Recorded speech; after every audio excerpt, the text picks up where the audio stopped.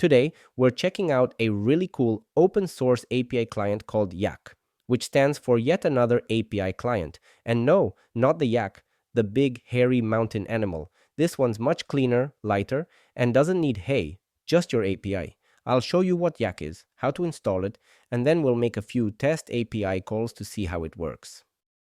Yaak is an open source API client for developers who test REST, GraphQL, and gRPC APIs. Think of it like Postman or Insomnia, but open source, lightweight, and 100% private. It's built with Tauri and SvelteKit, so it's fast, modern, and works on Windows, macOS, and Linux. You can organize requests, use environments, and everything is stored locally, so no annoying cloud sync or account login. To install it, go to the download page and select your operating system. Since I'm using Ubuntu, I'll download the Debian Linux file. Then I'll open a terminal, go to the downloads directory, and run the install command. Once it's installed, you can simply press the start button to type Yaak and open it. On the left are collections, but we don't have anything for now. In the middle, the request editor, and below, we'll have the response with status, headers, body. Clean and familiar.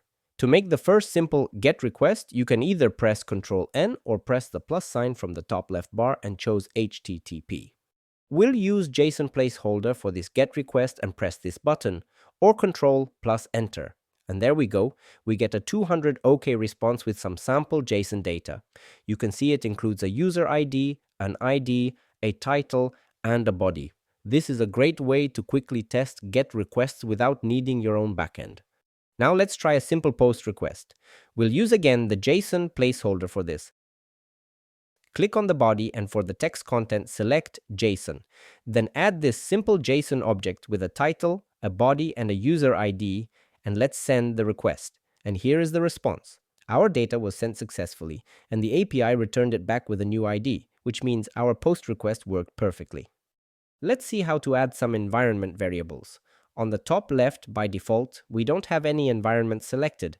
If you click on it, you can add global variables, meaning these will be available in any environment no matter which one is selected. This can be useful when you have shared values, like API keys, auth tokens, or a base URL that's used across multiple projects. Let's add one here called API_URL and set it to this endpoint. Now let's also create a new environment called test and add another variable, for example user_ID, and set it to 1.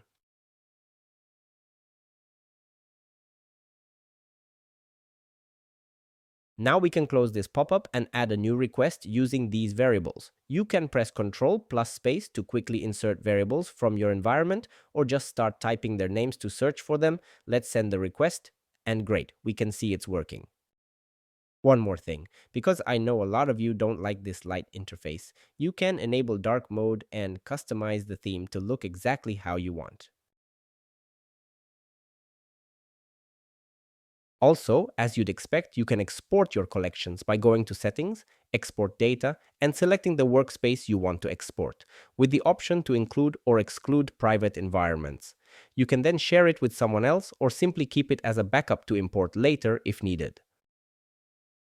There are many other things you can do with Yaak, including using plugins, testing other types of connections, and even generating code snippets for different languages. I suggest checking out their official documentation to explore everything it can do.